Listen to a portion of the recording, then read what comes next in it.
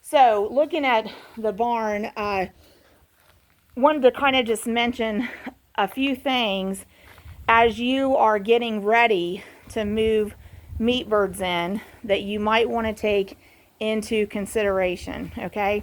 And so I'm going to go with 3 P's on this description of some of the basic first considerations of moving meat birds in. And so we're going to talk about place, paraphernalia, and price. So I'm just saying to you, as a person who's had some experience raising meat birds, if you are somewhat new to the project of raising meat chickens, but want to do it, we would encourage you to go ahead. And these are 3 of the basics that we would encourage you to think about as you begin getting into that project. 1 is the place. Where are you going to raise the chickens? You need to have a place that is suitable for them. And when you move these chickens in, typically, if you're going to get meat chickens, they're very likely going to be Cornish Rock Cross meat chickens. There are other breeds that you could obtain, but that's the most common and probably most efficient to raise meat chicken. You truly can have that chicken from start to finish in about 6 weeks. You really don't need to go longer than 6 or 7 weeks. You can, and we know people that do, and it can be done successfully, and you can have a wonderful outcome from that. For our operation,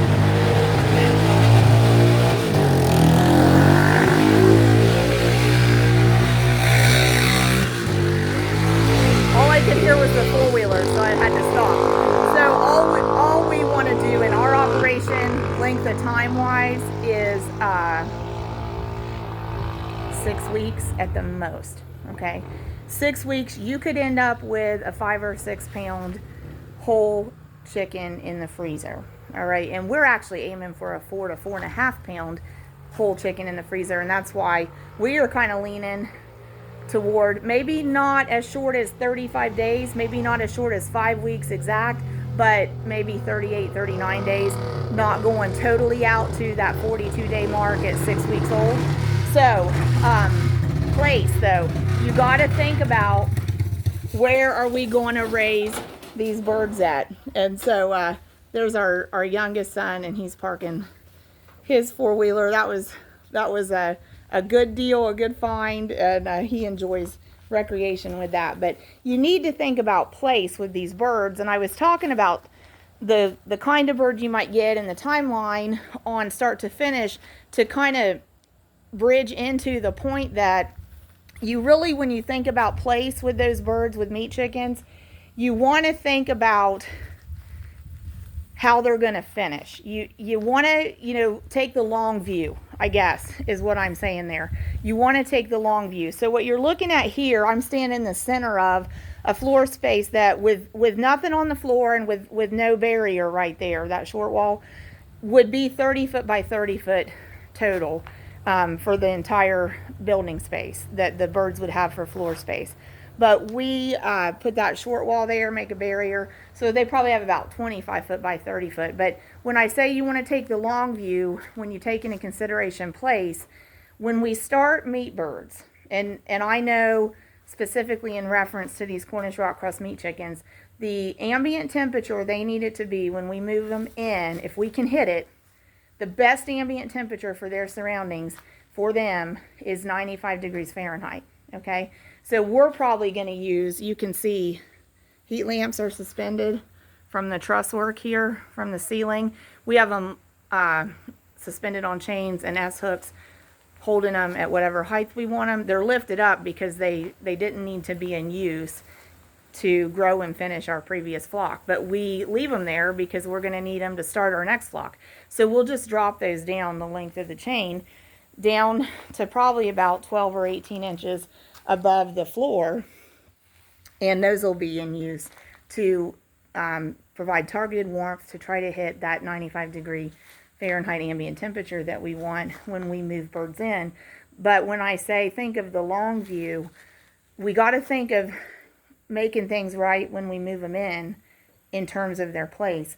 But we also need to think about, are we going to be able to make things right in the middle of production when they're growing? And are we going to be able to make things right at the end of production when they're finishing? So we have those three components to bridge together to go from start to finish: start, grow, finish. And we have to take into consideration, can we make the ambient conditions work in that place for those birds from start to finish? And part of the consideration with place is there enough space for them to get bigger? And so the thing running through my mind is that so many times when people start chicks, and there's nothing wrong with this, and I'm not saying there is, but it's a consideration to think ahead with, to think ahead about. So many times, you know, a lot of times folks will get like a large plastic tote or a large tub and take it like inside, you know, maybe a utility room in their home, or a garage that maybe is temperature controlled, and start their birds in there, you know, maybe with a heat lamp shining into that. And you can do that. I'm not saying you can't do that, and I'm not saying it's bad. What I am saying is, with these birds, Cornish rock cross meat chickens specifically, and probably any kind of specialty meat bird, they're going to outgrow that situation really quickly. So that can be their starting place. But I would encourage, be prepared thinking about the next place because they're going to outgrow that space really quickly. So, for example, in this barn, basically, if you had the entire 30 by 30, and even if you have the 25 foot by 30 foot, like where you're looking, where those heat lamps are, and we're going to drop those down, when we first get 400 birds, they're going to fit right there. Like we could have them in about the 25 foot by about 10 foot. We could have them about 25 foot by 10 foot at first, all 425 or so of them. But 5 weeks later, they're going to absolutely just about fill this floor space of 25 foot by 30. They're not going to be crowded, but they're going to take up most of it. And the other consideration with that is we have a lot of paraphernalia with the birds, and that was one of the P's I mentioned: place, paraphernalia, and pricing. So you have a lot of paraphernalia. So you also have to imagine, for example, like at finish, all of these feeders will be on this floor space, and 10 waters comparable size to those will be on this floor space, and 400 birds will be on this floor space. So, you know, we got to keep that in mind. Place. You know, keep in mind as you're planning for meat chickens, the place you're going to raise them in, and how they're going to utilize that space, and how that space is going to work week 1, week 2, week 3, week 4, week 5, until whatever your finish is. Okay, so that was one thing. So, and we're in the mode right now of thinking about preparing for birds again, because we finished a flock last Wednesday. We have a flock moving in this Wednesday. Okay, so let's talk about paraphernalia a little bit and pricing a little bit, and then we're going to wrap up with a story from the road trip on our last processing day. So I want to talk about paraphernalia. When you raise meat birds, be prepared with the paraphernalia that you need. So you saw some of it in the barn. You might need heat lamps. Okay, here's the lowdown reference points on ambient temperature preferences Cornish rock cross meat chickens want in production. Day 1, 95 degrees Fahrenheit. By day 7, 1 week old, 90 degrees Fahrenheit. By day 14, 2 weeks old, 85 degrees Fahrenheit. By day 21, 3 weeks old, 80 degrees Fahrenheit. By day 28, 4 weeks old, what are we down to? 80 degrees Fahrenheit. And out at week 5, 75 degrees Fahrenheit. And I might have got behind a week, but the point is, each week, you know, you drop the temperature 5 degrees Fahrenheit. So you start out at 95 degrees Fahrenheit, and each time you mark a week, you go down 5 degrees. So 90, 85, 80. Yeah, at 28 days, we'd want it 75 degrees Fahrenheit. And then at 35 degrees, or 35 days, we'd want it 70 degrees Fahrenheit for them. Sorry I chopped all that up, but that's where we're at. At 5 weeks old, we'd want 70 degrees Fahrenheit for them. And then if you continue on, it basically stays there, their temperature preference. Right around 70 degrees Fahrenheit. You could, as they age beyond 5 weeks old, and like we would only raise ours out to 6 weeks old, so about 68 degrees Fahrenheit is about perfect for them the last week. But even if you're going to raise yours 7 weeks or 8 weeks, there's the bottom. They really don't want to be cooler than 65 to 70 degrees Fahrenheit. Okay, so if you're going to raise meat birds, you have those temperatures to consider. So what paraphernalia is it going to take from start to finish to deal with your climate, your building, and your specifics? Okay, are you going to need heat lamps? Are you going to need fans? A lot of flocks, if you're kind of at the mercy of outdoor ambient temperature, a lot of flocks here for us, we're going to need to start with heat lamps, and we're going to need to finish with fans, possibly. So, okay, so that's one set of paraphernalia. What are we going to do to target temperature control? Here's another, and you saw a set of paraphernalia in the building, the large feeders.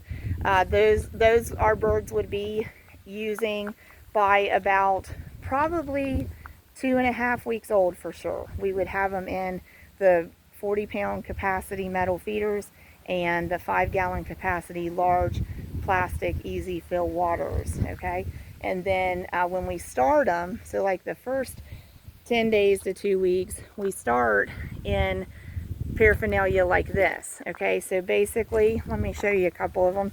This is a water base, and this is the top of it. This holds a gallon of water. Okay, so that's what we start them in. So basically, you would fill your water upside down like that, fill it here. You put this on it then, okay? You make sure you screw it down tight, and then you flip it over and the water gravities into there, okay? So you start your birds, little bitty chicks, in that. So we'll probably use, we have 20 of them. For 400 birds, we'll work up to using all 20 of them. Then these are our feeder trays. So these are chick feeder trays. So they have flip top lids. We have them taken apart because we cleaned them. So those fit in there and they actually fasten in. And then you can flip the top open and close. And it fastens here. Let me try to fasten it. Fastens right there, okay? But when we start our birds, we actually just use the bottom tray piece filled with feed for about the first 2 or 3 days. And then we reattach the flip top lids and use them as flip top lids. And that's how we feed them, you know, for probably at least the first 10 days, maybe 2 weeks, max probably 2.5 weeks. They're out of these and into the big feeders. And a couple things on your baby waters, baby feeders.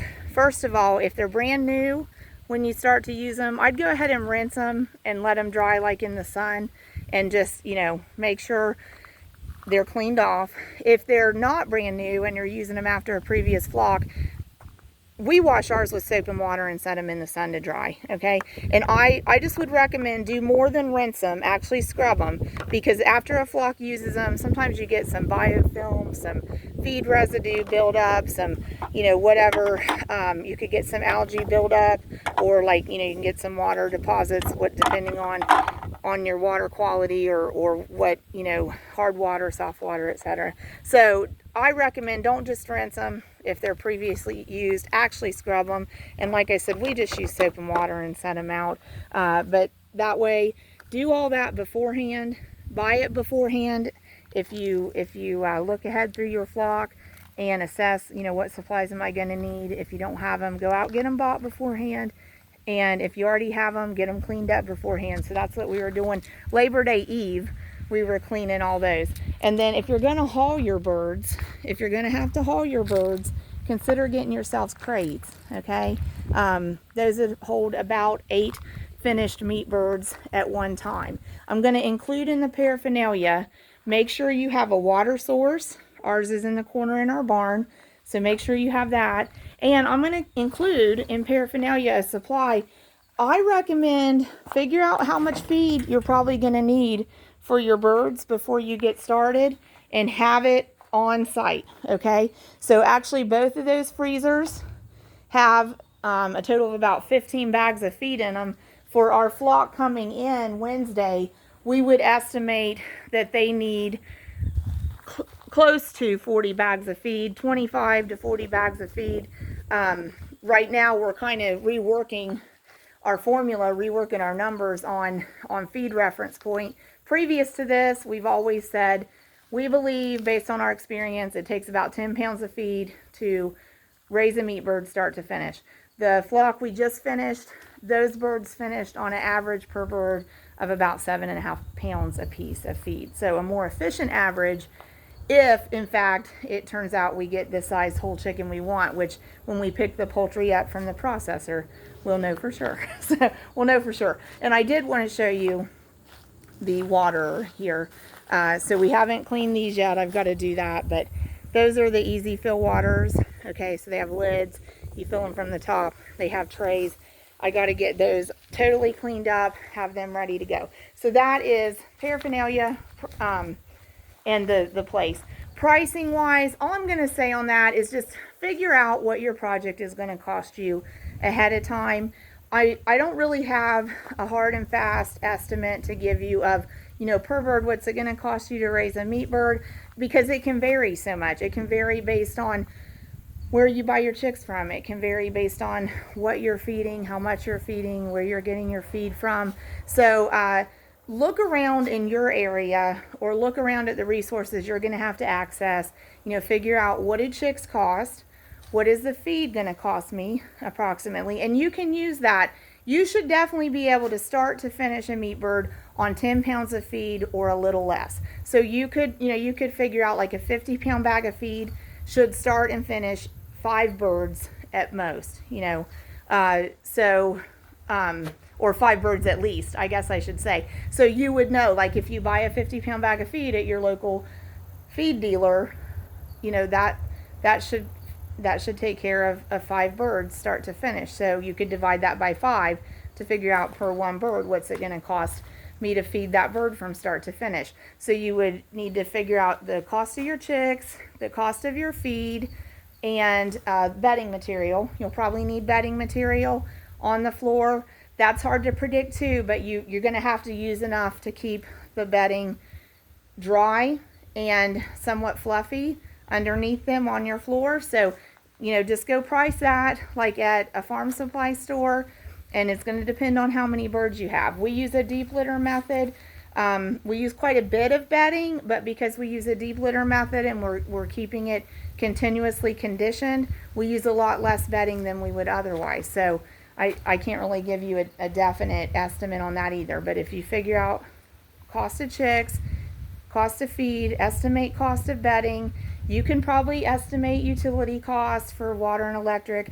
And then the other big cost that you could potentially have is having a processor process your birds. But if you choose to process your birds on your own, then you probably won't have very much cost involved in that. So those are the things that are going to be the main components of pricing, even in terms of what does it cost you to raise your meat birds, okay? So you can work with those numbers. So we're going to wrap it up.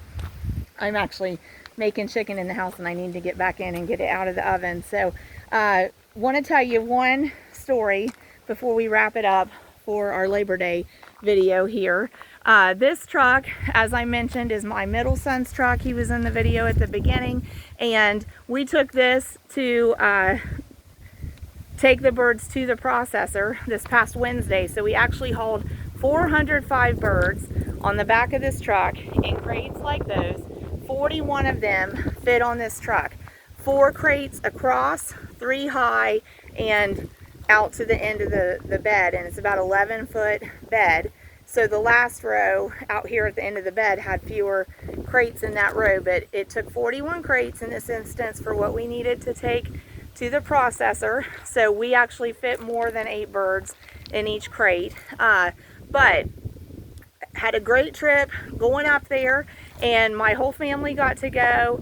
We were in, it's Holmes County, Ohio, and so it's kind of an Amish country area of Ohio. The population is a lot of Amish culture there, and so there's places there we like to go and shop and browse, and we just did a lot of browsing that day, but we actually got a rose bush. In 2025, I want to do a little bit more intentional and kind of just trying to spruce up the landscaping a little bit, but being intentional about that and give that some thought. So my oldest son just planted that for us yesterday, and that's a Double Delight hybrid tea rose. But we went to Berlin Seed Company up there that morning that we had taken birds to the processor and picked up that rose bush and went and browsed a couple other places. But the reason we stayed there part of the day is we could drop the birds off in the morning and then wait until our birds had been through the processing line and go back and get our crates from the processor and be able to bring our crates home the same day that we took birds to the processor. Otherwise, if you just offload your birds at the processor and leave, you can let them just store your crates there until you go back to pick up your poultry that they make out of your birds. But it's kind of nice for us, in our opinion. We like to be able to bring the crates home the same day if we have the time to just wait for them and go back and pick them up. So that's what we did. So we went back to the processors. We dropped the birds off before 8 a.m. and I think we went back to the processors close to noon, and our crates were ready to go. So we loaded them all back up on the truck, went to come home, and got about half an hour from home. And my husband and I were in a second vehicle, and my son who owns this truck and his older brother were driving this one home, and the youngest son was with us. And we kept looking in the rearview mirror, and this truck kept falling back further and further. So they get to calling each other on the cell phones and talking about, hey, what's up? And we're having truck trouble with this one.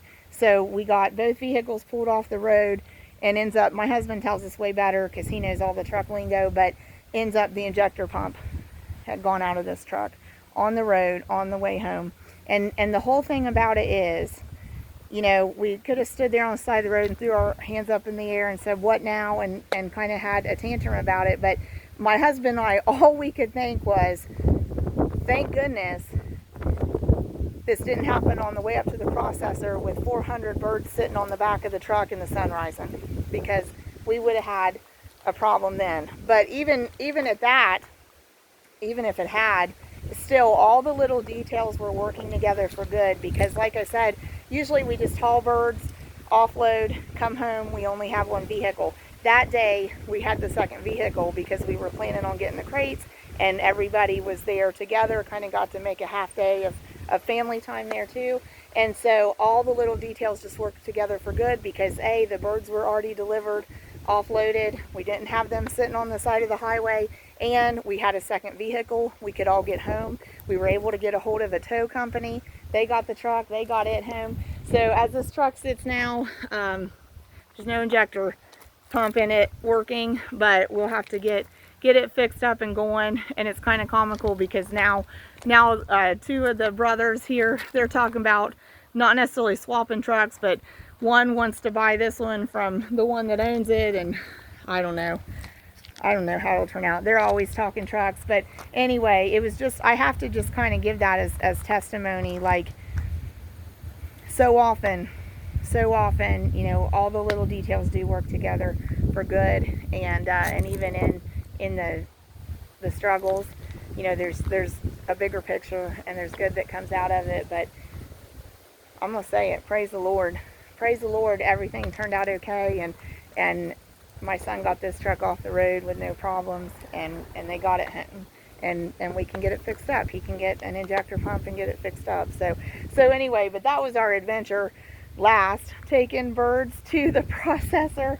We ended up with truck trouble on the way home, so left the truck sitting at mile marker 31, and we headed on back to the home place. But anyway, it's great to have y'all join us at Twin Oaks Family Farm in rural southeast Ohio, USA. We will be moving meat birds in here this week. Their hatch date is scheduled for Wednesday. We have requested 425 chicks, so they'll be on their way here from Mount Healthy Hatchery around Cincinnati, Ohio, and hopefully they'll be here by, I'm hoping, early to mid-afternoon on Wednesday, and we can get them settled in. So, oh, and you guys, the last thing I wanted to tell you, about paraphernalia that I forgot to, if you're still with me. This is important, we believe. When we first move our birds in, and I know I didn't say this, but we just put water down on the floor. When we first move our birds in, we have the bedding nice and we put the water down. And we let them settle in for a couple hours, and then we put feed down. We put it down in these feed trays. I did tell you we wait 2 or 3 days. We let them get really used to eating out of these feed trays. Then we put the flip top lids on and have them eating out of those. But first, only water. And the reason for that is to let them settle into the pen and let them have an opportunity to let the stress from transport kind of dissipate. Let them get used to their surroundings inside their new building. And then after an hour or two, then we go through and we put in the filled feed trays for them. And so that's a good way to start your chicks. So join us again as we raise another flock at Twin Oaks Family Farm.